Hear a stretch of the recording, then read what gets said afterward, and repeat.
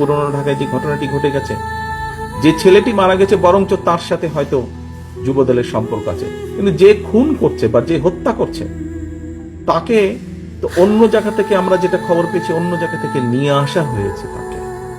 তাকে ধরা হচ্ছে না, ধরা হলো অন্যদেরকে অ্যারেস্ট করা হলো, তাকে ধরা হচ্ছে না, কি তাকে আসামিও পর্যন্ত বোধহয় করা হয়নি এখন পর্যন্ত। কেন হয়নি, কেন ধরা হচ্ছে না? আমাদের পক্ষ থেকে তো একবারও বলা হয়নি যে তমুককে ধরা যাবে না, অমুককে ধরা যাবে, একবারও তো এই কথাটি বলা হয়নি। আমরা বরাবর বলে দিচ্ছি, একটু আগে যেটি আপনাদের সামনে বলেছি, বরাবর আমরা বলেছি অন্যায়কারী আইনের দৃষ্টিতে তার বিচার হবে। দলের সাথে তার কি সম্পর্ক, কিচ্ছু যায় আসে না তাতে।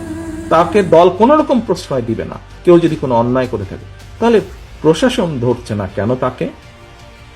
আমাদের এখানে রিজভী আহমেদ সাহেব পরিষ্কার বলেছেন, দলীয় অবস্থান থেকে আমাদের যা যা করা প্রয়োজন আমরা প্রত্যেকটি যেটি যেটি জেনেছি, তদন্তের পরে যাদের যাদের সম্পর্কে প্রমাণিত হয়েছে অভিযোগ, আমরা আমাদের দলীয় অবস্থান থেকে তাদের বিরুদ্ধে ব্যবস্থা গ্রহণ করেছি। আইন শৃঙ্খলা বাহিনী কেন তাহলে বসে আছে? আইন শৃঙ্খলা বাহিনীকে চালায় কে? বিএনপি তো চালায় না, চালাচ্ছে তো সরকার। তাহলে সরকার কেন ব্যবস্থা নিচ্ছে না তাদের বিরুদ্ধে?